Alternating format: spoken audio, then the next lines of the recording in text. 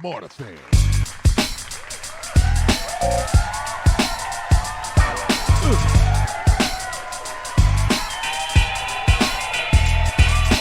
Smarterfan.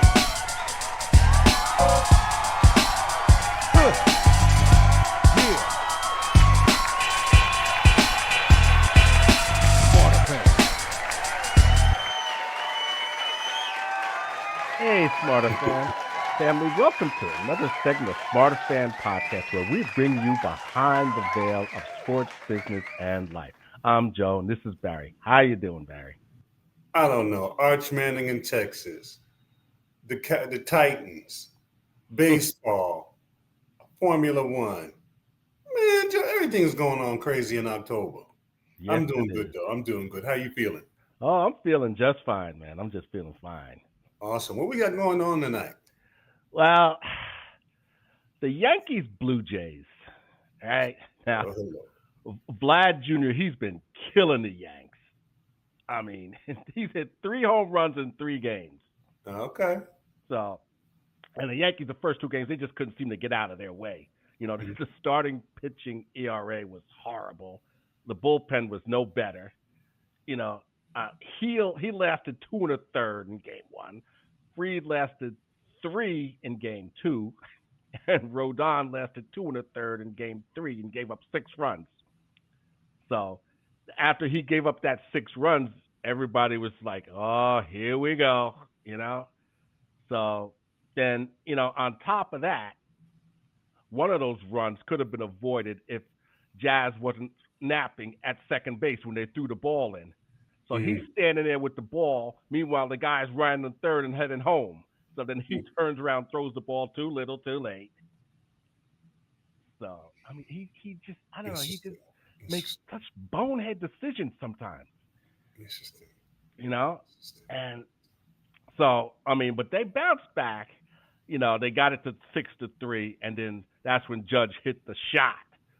I mean, he hit a shot. It bounced off the top of the foul pole, and that tied the game. Mm-hmm. And then Jazz did redeem himself because he hit the go-ahead home run. Okay. Okay. So, and then they never looked back after that. They added 2 more runs, and then the bullpen for once held it down. Joe. Man, I thought the way you was talking, I thought they was lost. The way you started out. Well, everybody thought they were going to lose. That was the thing. I Because they can't. were I down can't keep. 6-1 by the 2 1/3 innings. I can't keep up with you, man. I can't. Whether they lose or whether they win, you sound the same. You sound the same. You're hilarious. They're just You're I hilarious. can't put Hilarious. it into words. I You're can't put hilarious. it into words. The Listen, one thing tell I me. do know is Mhm. that the teams that have the blueprint for beating the Yankees is simple. They put the ball in play and they Mhm. run the bases aggressively. Mhm. The Yankees are up there trying to hit home runs. And Mhm. and Stanton said something very profound. He said, "If we don't hit home runs, we don't win." All right, that's the blueprint. Yeah, and that's their philosophy. Yeah. So, and that's why they don't get far. Yeah. That's not baseball. You know. It's So, exciting, but it's not baseball. well, see, that's the thing. They think the home run is sexy. That's what the Geek Squad It have drilled sells. into their heads. You know, It sells. but it's not. What good is it if you're hitting solo shots and you're down 12-2? You know. I hate to say it, but it's almost like the money has ruined the game. Oh, it has definitely ruined the game.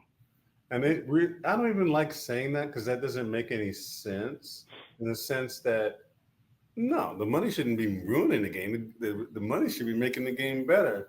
But I think there are people who just want shortcuts, Mm, yeah. in my humble opinion, and not putting out a winning product. You know what I mean? Because the motivation is low when you're gonna make money anyway. Exactly. You got parking, you got concessions, you got title to the state, you got a whole lot of different revenue streams. You got TV money. And that's So I not to think mention the revenue sharing, where you got these owners just Mhm. pocketing that money. So, it's kind of a trickle down effect of, you know, do you really want a winning organization, or are you just happy to put out a product because you're just going to make money anyway? Yeah, yeah. That's I had somebody. Go ahead. I don't want to interrupt. no, no. That now you make a very valid point. You know, but that's all I had to say about that. But So tell who's been watching us around the world, because we got this whole international family. yeah, I And was we give getting them to shout that. outs. So who Yeah, we got I today? just want to give a shout out to the lovely people in the Ukraine. Thanks for Nice, listening. We really appreciate it. nice. The Ukraine. Yeah. Wow, man. I don't know. We're gonna have to come up with a map, and maybe I'll come up with a map and put little thumbtacks of every country Oh you're yeah, being yeah. listened to. That is Right. exciting. That would be that would be cool. That would be cool. All right, let Definitely. me work on that. Get a map of the world and you shout out our people all over the world. So yeah.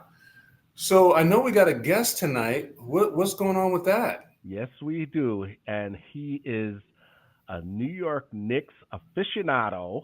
Uh-oh. He's been a diehard fan, and he can tell you anything you need to know about the Knicks. Okay. So Okay.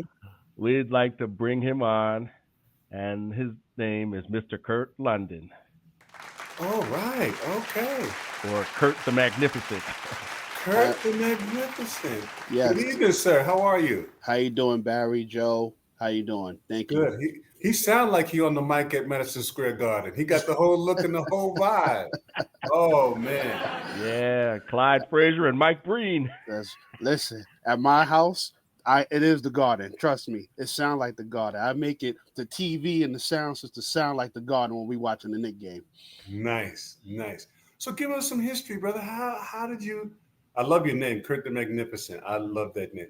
How did you become a Knicks fan? Give us a little history on that. Yeah. All right, so I'm gonna go way back. Well, probably as far back as y'all go back, but I'm gonna go back. Back when I was, I'm sorry, I didn't mean to make y'all laugh. Yeah, well, we hear you. We hear you. Okay, all right. He's swinging hard today. We ain't talking about the Crawford Canelo fight, are we? No. So, I'm gonna go back to 1992. I was about 4 or 5 years old, and we was at my aunt's house. Okay. We was at a family gathering at the church one Mhm. Sunday, Yeah. and I remember my uncle. Still is a huge Knicks fan, and I remember we were watching something on TV. And I just can remember with the Knicks and Pistons, and people moving the basketball or moving the thing around, the basketball, which I'm starting to now at this point, like getting familiar. Okay, this is a basketball. So this is a basketball game. And I remember the Knicks were playing the Pistons. They were in the playoffs. And I didn't know at the time what game it was, but it happened to be game 5 of the first round. And the winner of that round was going to play the Bulls, Michael Jordan, the Bulls. Mhm. So the Knicks just had the way they played, how the garden, you could hear through the TV, them old square TVs back then, and how the garden was just rocking. Marv Albert's calling it on NBC, Yeah. like Sundays on NBC. That was just something that in my household we did almost every Sunday. Got it. So once I saw that game and I saw how my uncle and some other family members were fans, I became a fan then. So Okay. Marv Albert was in my living room basically most of my my young life, Mhm. and then until Mike Breen came on and took Mhm. over for him. But Okay. that's how it all started. That's what's up. So how did you get the name Kurt the Magnificent? I love it. How did that come about? So That's- do you remember hip hop in the '90s Special Ed? yeah. Yeah. So I remember my dad. He was really at one time into music, like really involved with like people like Uptown Records back then with Andre Harrell. Yeah. So he always would have these tapes, in his car. He would always play them all the time. We were always driving around, going different places. And I just remember Special Ed, he played this track, I Got It Made. And I just remember he used to play that over and over and over. just kept playing that track, and then played that album. He had the album too, on the cassette. And I just remember then like Magnificent, the song "I'm the Magnificent." So that's where it came. So he had this song called "I'm the Magnificent," and one quick shout to Michael Jamal Warner, rest in peace. He actually did produce that video. I remember what. Really? Yes, Michael Jamal Warner produced that video, "I'm the Magnificent." So, so long story short, I don't know. I just kept hearing them songs, and then I started doing a little hip hop, like rapping, as a teenager. Okay. And I just said, that's going to be my name. I just said, Kurt the Magnificent. And it just stuck with me. That's what's up. That's what's up. Joe? Yeah. You let me keep talking. I got a whole bunch of stuff. Well, okay. So, what was your most memorable moment as a Knicks fan? Can I do two, Joe? Is that fine? Can I do two? Okay. So, the first moment, memorable moment. There's a lot of moments. The 94 finals moment, even the 93 Charles Smith. But I'm not gonna get to that. That's a long story. But the first moment is the 95 when Ewing missed the layup, the finger roll. The finger roll. Yeah, I the finger remember roll against that. the Pacers. Yeah. We were again at my aunt's house, same place. Mm-hmm. Never forget this. Mm. And man, the play happened. Ewing got the ball. All right, he gets down the middle. He gets past Dale Davis. And never forget, gets past Dale Davis, gets to the basket, and everybody in the household thinking he gonna dunk it. Game's over. I thought he was gonna dunk it. Right, finger roll, and he finger roll hit the back. When it hit the back guy, came out. I think almost everybody in the house, we just all fell to the floor and cried. Like, I cried. And that was the first time I really cried. And I remember. I said, you mother. Joe, I cried. Barry, I cried. And one of my uncles threw the remote and broke the TV. What? Yes. Yeah, people was hot in New York. People was hot. Because that year, that Knicks team, even though the year before, we should have won it, but Hakeem was just too much. They built the next year to win it. Like, we were going to get to, I think the next round we were going to play the Magic. And we were going to get the young Magic. I mean, it might have been a tough series. But we were going to get there to get back to the finals, whoever we were going to play, which would probably be Houston. But, yeah, when he missed that, that was just like a heartbreaking day. I'll never forget that. Wow, man, you pulling off the Band-Aids and stuff I thought I healed from, Kurt. Tell me about it. Tell me about it. I got a lot of memories, and then I still got nightmares about the gunner. The gunner. The second one, good memory. Everybody know this. The Larry Johnson play, the 4-point play. Yeah. I was just at home and I'm watching it. I'm watching my grandfather this time. I have a good memory of this. And he was a basketball fan, but he only watched it when the playoffs happened. Mm-hmm. So, the play happens where if you do recall, I'm going to bring it back to you. The play was actually supposed to go to out in Houston. Yeah. But I think if it was Camby or Charlie Ward tried to throw the play got broken up and they got the Larry Johnson. So when they got the Johnson, he was just like, all right, you know what? I'm going to make my move and just take it. I don't think he was thinking about shooting the three. I think he felt like he got Antonio Davis on the Pacers off balance and just had a good look. Shot the three, got fouled. And when he hit it, when I tell you, I jumped up so high in my house. And I felt like, I'm in the Garden because we got the TV. It's loud like the Garden. Yeah. Like, we feeling it like we there. And that was like probably the top memory.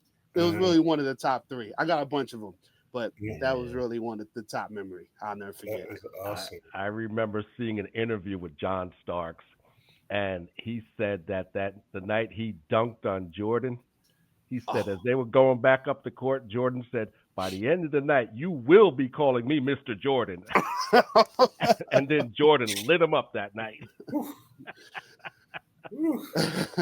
So, But Well, that's exciting. I said, well, let me take another step if we could. Where do you see? I mean, the Knicks have been kind of coming out of the cellar, coming to the first floor. They've been making improvement. Kurt the Magnificent. It seems like we've been knocking on the door. What do you think? What do you think is the change? Do you think we can continue climbing? What do you think? Because No, you're our in-house Knicks expert. and I will give you that. I think you see a change in this team, from the past. So I want to go back 5 years ago. Tom Thibodeau came in, took over, right? And in them 5 years, he brought this team back to where it used to be.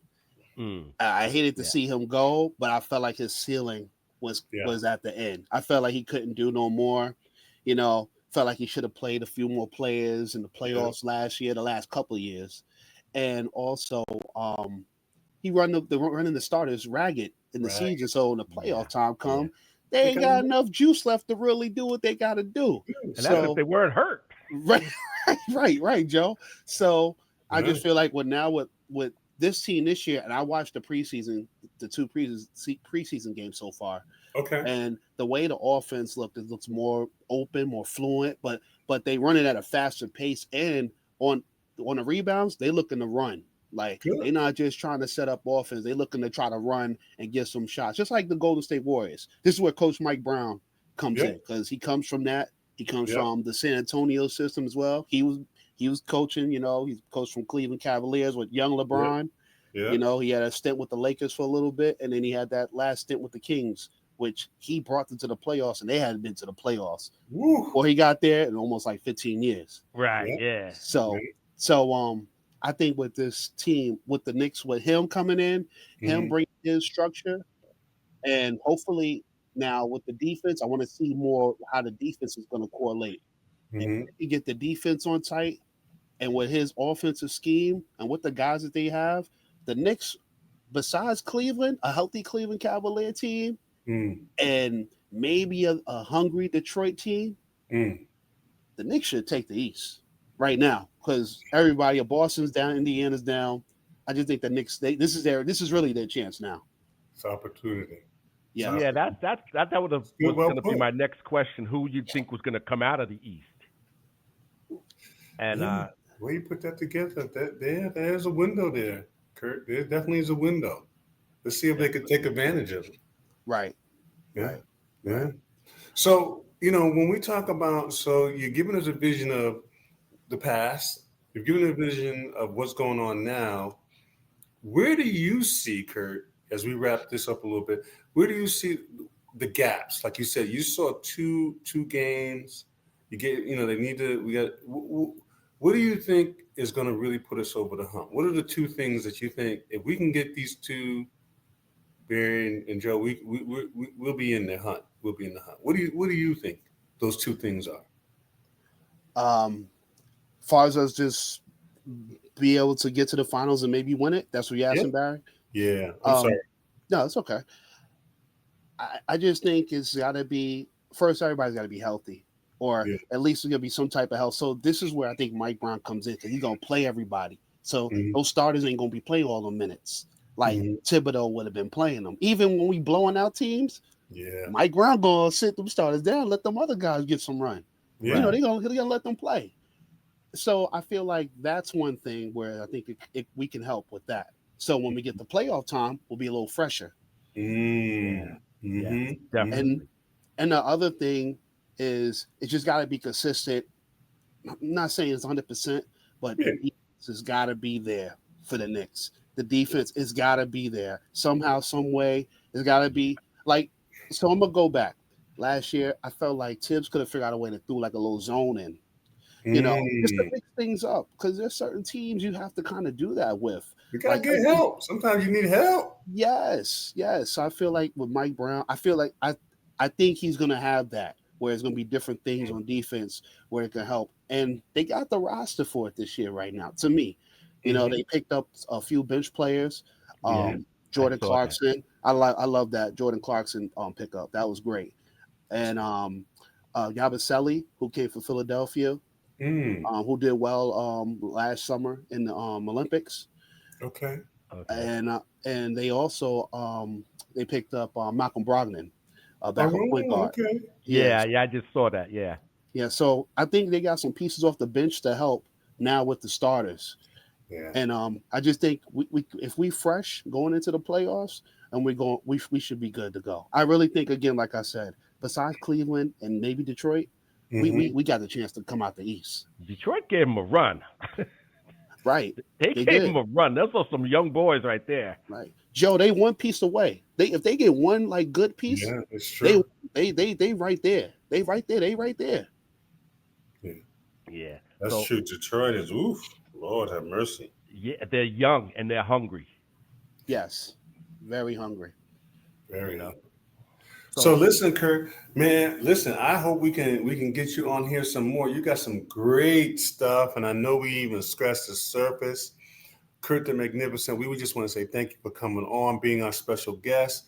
We're going to talk about how we can fit in your schedule, Mr. Knicks, and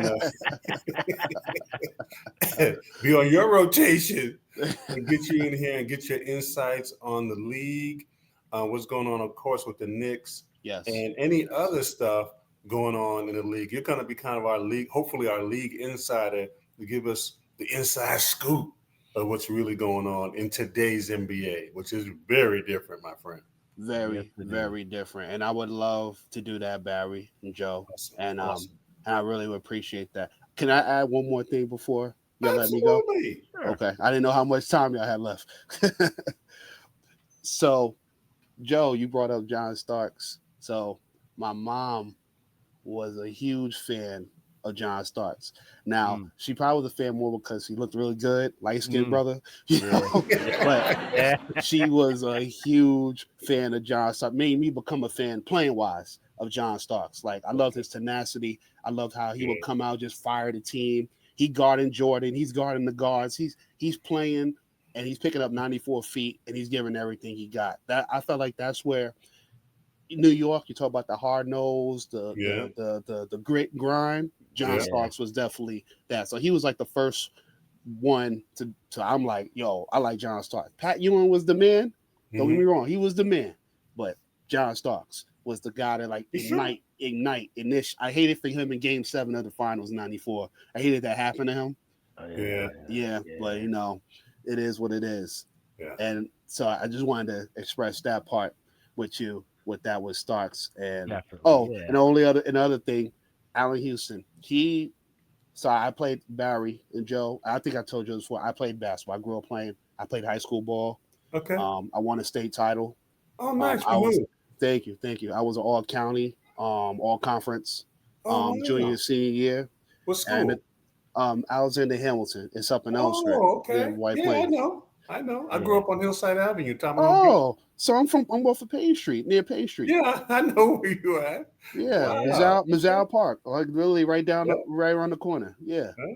Well, that's what's up. Yeah. So, with that being said, trying to think what we're going back to. Oh, with Allen Houston, when he came to the Knicks, I didn't really remember him on the Pistons that much before he came to the Knicks, but when he came to the Knicks. And I saw how he played, coming off screen, shooting the ball right away, catching, pivoting, couple dribbles, pull up jumper, the mid range. That was I patented my game off of him. Oh, okay. I really I watched him. Like, see, I'm a kid that I watched the games and then I was going outside after to mimic. We had the video and stuff like that. How we access for these kids now. Oh, we the video. Yeah. We used to do that. We used to be out there with the ball go 5, 4, 3, 2, 1 to shoot the ball. Yes. So I just wanted to add those two things for me, just Knicks and just with basketball. Like, I am a diehard Knicks fan. Like I say, anything you give me, facts, any type of stats, the players, trust me. From the 90s, from 92, I'll give you that. From 91, 92 to on. I know all that for the Knicks. All right.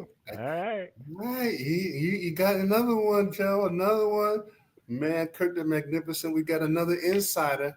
So, man, we appreciate you, man. We're going to figure out what the schedule and the rotation so we can get you on regularly and give us this NBA flavor. We're going to have somebody We had last week someone who brought the who was that? Who's that? Delusional. Oh yeah, I'm sorry. the delusional cowboy fan, the non-delusional cowboy fan. Non-delusional. Yeah. Sorry. Yeah. No, we're good. We had Yeah. the NFL, now you NBA. We got to come up with baseball and soccer. So we're on a good roll. Okay. We're on a good roll. So again, thanks again. Spending some time with us. We enjoyed you, and I know our fans enjoyed you. Yeah. And we'll be back again, my friend. Talk to you soon. Thank you, Barry Joe. I appreciate this opportunity. Thank you, dude. Absolutely. Have a great one. Yeah, that was fun. Yeah, that was fun. That was good stuff. Yeah, definitely. That's good stuff. But yeah, he took me back with the start yeah. from Allen Houston, you know. Yeah, he took us back. I was like, oh man, I knew where I was sitting, where I was, all of that. So listen, it looks like we're at the close. So I just want to say to our Bangladesh family who's been tuning in to Smarterfan podcast, we appreciate you. We thank you for tuning in. Keep tuning in.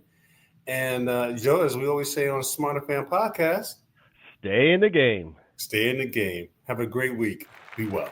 All right. Good night, folks. Good night. Smarterfan.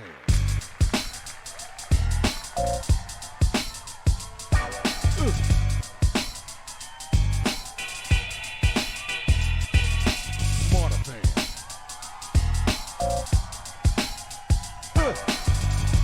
Yeah.